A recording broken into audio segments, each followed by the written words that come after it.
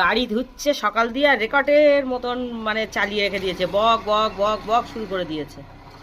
কি রাজকাজ করছে, এত এনার্জি কি করে আসে কি জানি। এই কি করে আসে বলো?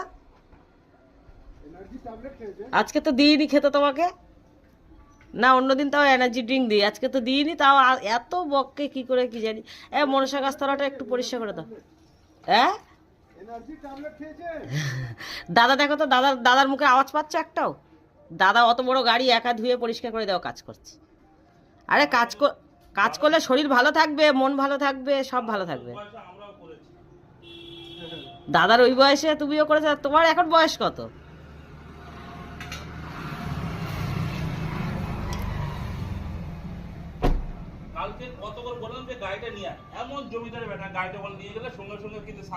জমিদারের বেটাই তো।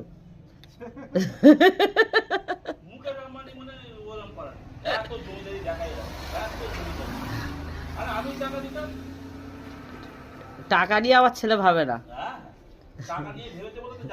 ও কালকে খেলা দেখতে যাবে, টিকিট কাটা তোমার 5টার সময়, তুমি গাড়ি নিয়ে এসো। আর তাও আবার বলছে 1 ঘন্টা টাইম লাগবে।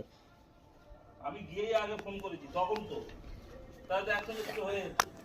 আমাদের নিচের ঘরে ভাড়া থাকে দাদা, গাড়ি কি সুন্দর পরিষ্কার করে পুজো দিচ্ছে দাদা।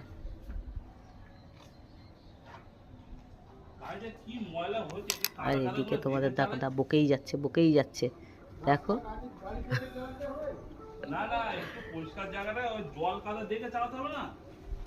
দাদা আপনি যদি এই নায়কের কথা শোনেন আপনার মাথা খারাপ হয়ে যাবে। অন্ধকারে তাহলে চিন্তা করে রাস্তার লোকে কি করে দেখবে। আরে গাড়ি যখন জোরে চলে তখন অত কোথায় কি আছে লোকে কেউ রাস্তার নিচে তাকায় না, সামনে তাকায়। দাদা গাড়ি চালায়, দাদাকে জিজ্ঞাসা করো তো লোকে তাকায় কোন দিকে তাকিয়ে লোকে গাড়ি চালায়। হ্যাঁ তুমি তো হিরো।